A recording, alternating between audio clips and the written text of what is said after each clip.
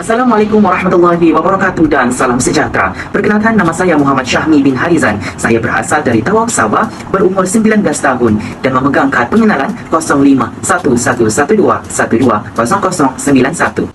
Saya juga telah memiliki peperiksaan sijil pelajaran Malaysia SPM pada tahun 2023 di Sekolah Menengah Kebangsaan Pasir Putih dan memperoleh keputusan 4A 2B 3C.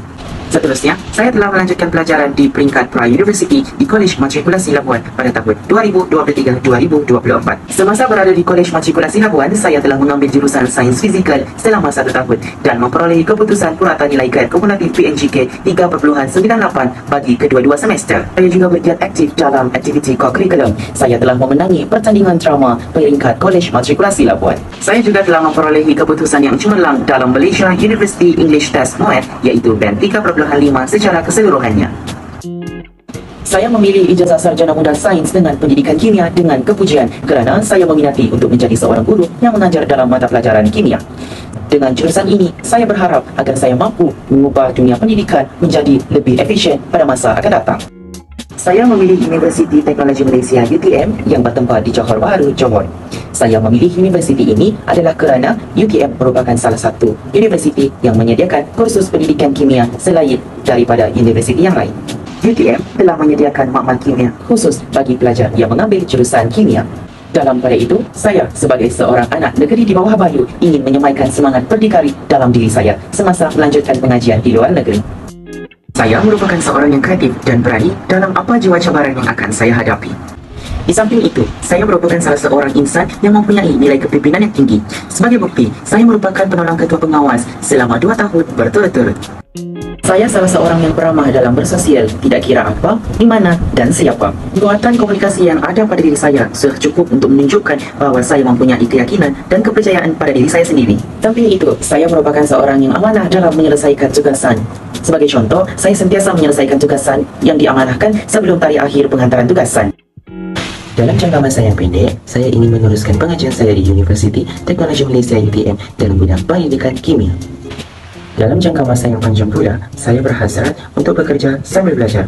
Misalnya, apabila saya sudah menjadi seorang guru atau pencara, saya berhasrat untuk meneruskan pengajian saya ke peringkat ijazah sarjana dan juga doktor falsafah.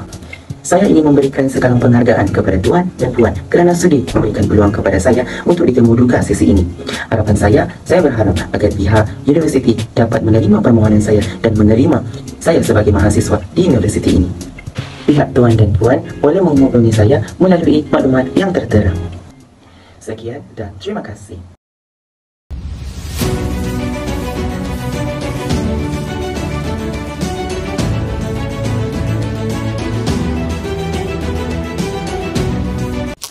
Assalamualaikum warahmatullahi wabarakatuh dan salam sejahtera. Topik yang akan dibentang pada hari ini ialah tanggungjawab dan amanah yang perlu dilaksanakan oleh seorang pemimpin yang telah dipilih sebagai pemerintah negara. Sistem demokrasi berparlimen merupakan satu bentuk pemerintahan di mana kuasa politik terletak pada parti politik yang memenangi majoriti kerusi parlimen melalui pilihan raya umum. Dalam sistem ini, pemimpin yang terpilih bertanggungjawab atas pengurusan keseluruhan negara dan pelaksanaan kehendak rakyat. Prinsip demokrasi dipegang teguh di mana keputusan politik ini dibuat melalui perwakilan rakyat dalam sebuah negara. Tanggungjawab seorang pemimpin sangat penting dalam menjalankan tugas untuk kepentingan negara dan rakyat yang menunjukkan amalan prinsip-prinsip demokrasi adalah berkesan. Persoalannya, apakah tanggungjawab dan amanah yang perlu dilaksanakan oleh seorang pemimpin yang telah dipilih sebagai pemerintah negara? Antara tanggungjawab dan amanah yang perlu dilaksanakan oleh pemimpin ialah menjaga keamanan negara. Hal ini dikatakan demikian kerana sekiranya keselamatan dan keamanan negara terjamin, sudah pasti nama negara kita terpelihara daripada ancaman yang boleh menimbulkan pemberontakan kuasa asing. Pemimpin perlulah mewujudkan pentadbiran yang cekap serta menggubal dasar undang-undang yang telah menjadi kunci utama dalam melindungi keselamatan negara. Contohnya, Perdana Menteri ke-7 Tan Sri Muhyiddin Yassin yang telah mengambil langkah berjaga-jaga untuk memutuskan rantaian penularan wabak COVID-19 dengan melaksanakan pemerintahan kawalan pergerakan PKP pada awal tahun 2020. Dengan tindakan ini, kesihatan rakyat dapat dijaga dengan baik kerana mampu mengurangkan penularan penyakit berjangkit yang memberikan impak besar terhadap kestabilan ekonomi. Hal ini turut menjaga nama baik maruah bangsa dan negara di mata dunia kerana mempunyai pemimpin yang bijak dalam mengaturkan strategi apabila menghadapi masalah. Dengan ini, sudah terang lagi bersuluh pemimpin yang bertanggungjawab dalam mengekalkan keamanan sebuah negara mampu membina landasan yang kukuh bagi masa depan yang stabil dan sejahtera. Pada sudut pandangan lain, seorang pemimpin haruslah jujur dalam memikul amanah yang telah diberikan. Hal ini dikatakan demikian kerana kejujuran bukanlah sekadar kewajipan tetapi merupakan prinsip moral yang perlu memperkuatkan integriti dan kepercayaan yang telah diberikan oleh masyarakat. Pemimpin yang jujur mampu menegakkan keadilan kerana seorang pemimpin tidak akan melakukan penyalahgunaan kuasa atau memihak kepada kepentingan tertentu. Sebagai contoh, Tun Abdul Razak Husin yang dikenal sebagai bapa pembangunan Malaysia merupakan salah satu pemimpin yang terkenal dengan dedikasinya untuk memajukan negara dan integritinya dalam memimpin. Perkara ini memberikan kesan yang positif terhadap negara dan masyarakat dalam aspek pembangunan ekonomi, memperkuatkan kepercayaan antara pemimpin dan rakyat serta menjaga kesejahteraan sosial rakyat yang berbilang kaum.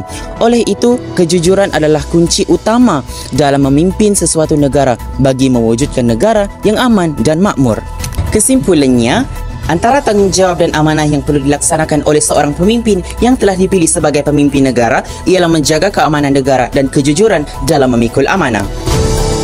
Cadangan kami untuk memastikan kemajuan menuju kestabilan, kemakmuran dan kesejahteraan kekal berlanjutan ialah seorang pemimpin haruslah bertindak dengan bijak dan bertanggungjawab terhadap kepentingan rakyat yang harus diutamakan dalam setiap keputusan dan tindakan. Diharapkan kepada pemimpin yang dipilih agar menyedari tanggungjawab besar yang mereka pegang terhadap rakyat dan negara. Kemajuan dan kemakmuran negara boleh diperkembangkan dengan adanya pemerintah negara yang menjalankan amanah dan tanggungjawab yang baik. Marilah mengundi demi masa depan negara.